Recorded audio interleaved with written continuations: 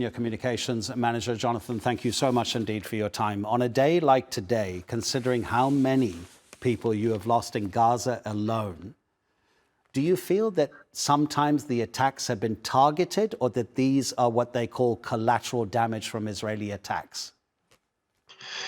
Thank you very much indeed for having me on the broadcast. Yes, of course, today is a particularly poignant and mournful day for us as an agency, having lost so many colleagues.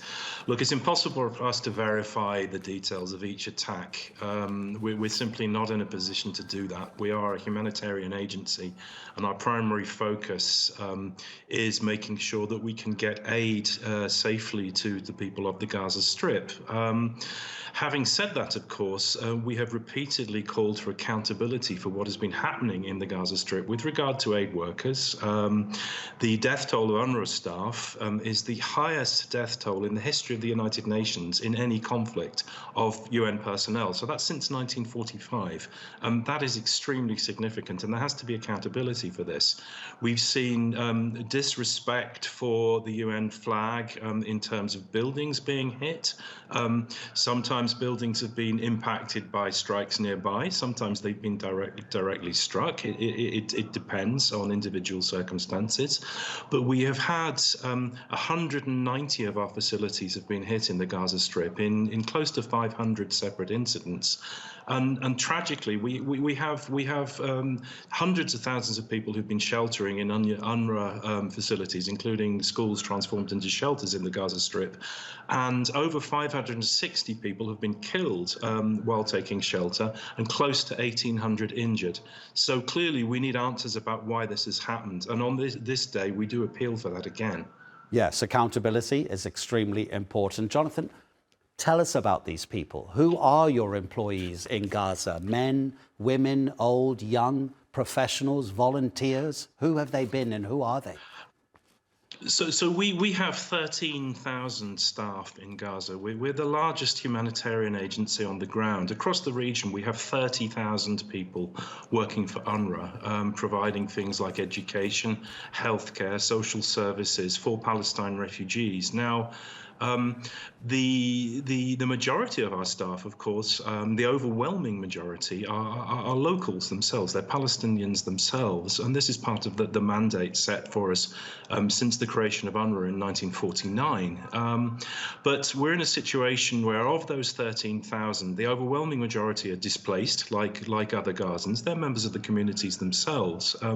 But around 4,000 of our staff are able to continue doing their jobs. And the staff that have tragically been killed in the Gaza Strip, many of them have died alongside their families, so they're paying the same price as other civilians in Gaza.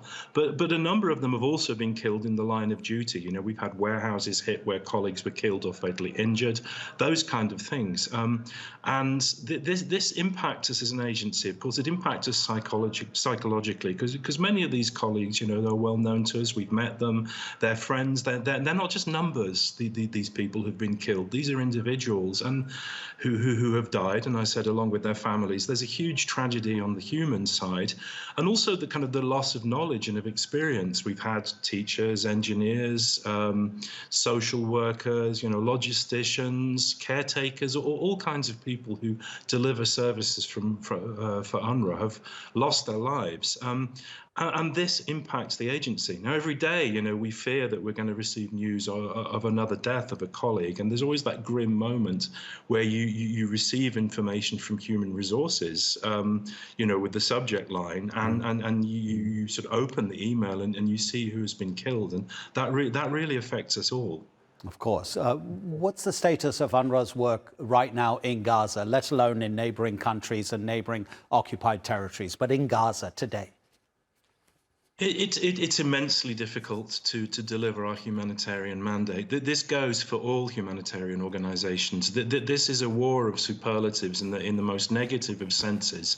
One very significant factor is that the self-declared humanitarian zones, which have been declared by the Israeli authorities, I mean, that constantly moves, you know, so you have pockets within the humanitarian zones which are then redesignated as combat zones. the amount of territory which is designated as a safe zone is constantly being reduced. People are constantly having to move. People have been displaced on average once a month since this war began. Now, all of this means that it's immensely difficult for humanitarians to do their job properly, because you set up an operation in a particular place, and all of a sudden, you and the people that you're serving have to run somewhere different, and that means having to dig new water wells, all these kind of things. And on top of that, of course, it's just impossible to get a sufficient amount of aid into the Gaza Strip because of various restrictions. Also, the safety situation on the ground inside the Gaza Strip. So this is a sort of a web of problems, which means that the people of the Gaza Strip are paying the price. Jonathan Fowler, thank you so much for taking time to talk to us. Really appreciate it.